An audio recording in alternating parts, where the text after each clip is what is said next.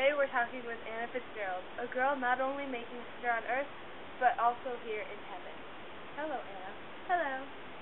We ask everyone who comes here what they learned from Earth. What did you learn? I learned that love is indestructible, not enough to sustain life, but can always be found whether or not it's evident. That's quite an overview. Now, I understand you've had quite a unique life. Tell us about your experience on Earth. Well, when my sister Kate was 2 years old, she was diagnosed with APL, or acute promyelocytic leukemia. What's that? It's a rare type of leukemia that affects the bone marrow. The bone marrow's job is to make white blood cells that fight off disease.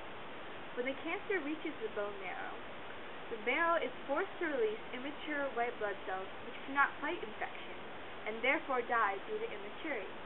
Eventually, the white blood cell count decreases and to the point where the cancer takes over. That's terrible. What can be done to help stop APL? To help stop APL, it is often necessary to have bone marrow transplant and lymphocyte transplant, both very painful procedures. Who is your sister's donor? I am.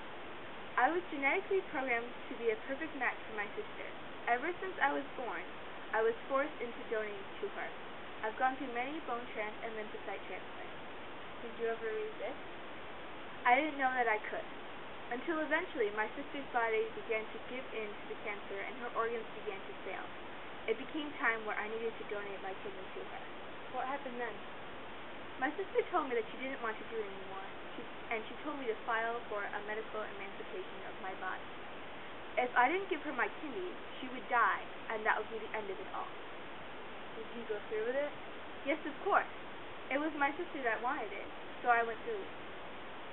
Oh, how loving. Now tell us more about what you learned from your life. In my life, there are many experiences of love. For instance, I always think of the photos that were in my house as an example of my parents' love. There weren't many photos of me. While I was on Earth, I thought maybe it was because I was the third child and my parents were sick and tired of documenting a life. Maybe it's because they forgot. A photo says, "You were so important to me that I put down everything to come walk." Did your parents love you less? I wouldn't say that. They just focused on Kate. My brother Jesse realized this and got messed up to the point where my parents gave up on him. But don't worry, he changed his ways. After I died, he joined the police force because he realized that my parents still cared about him and he could care about others too. What do you mean they focused more on Kate? My father describes Kate's disease as dark matter in space. He says that dark matter has a gravitational effect on other objects. You can't see it, you can't feel it, but you can watch something being pulled in its direction. Kate's disease was something that needed constant attention, and my parents didn't really have time to spend on Jesse or I while they spent their time with Kate. You mentioned earlier about love being indestructible. What do you mean by that? My lawyer, Campbell Alexander, and my guardian ad litem, Julia Romano, had a high school relationship. 2 days before graduation, Campbell got into a car accident and as a result has unpredictable seizures to this day.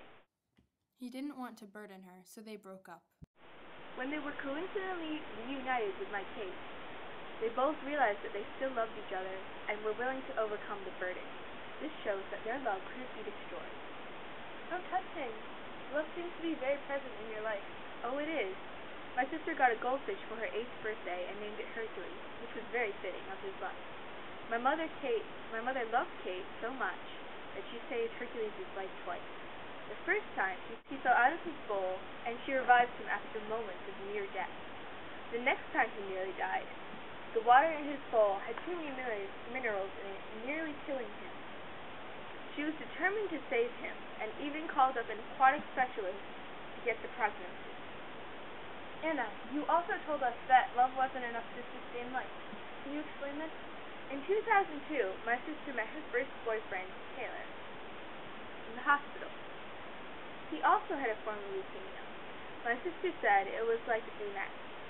But when he died, Kate told my mother, "But I loved him," as if this were enough to keep him alive. My mother also said this when my My sister was in a coma, and everyone thought she was gone. My father had even started to write her eulogy. I see. Well, Anna, I can see you've had quite an intense life for a 13-year-old. I hope you enjoy heaven, and I wish your family the best of luck. Thank you. And now to Marlon, who will interview Billy Mays.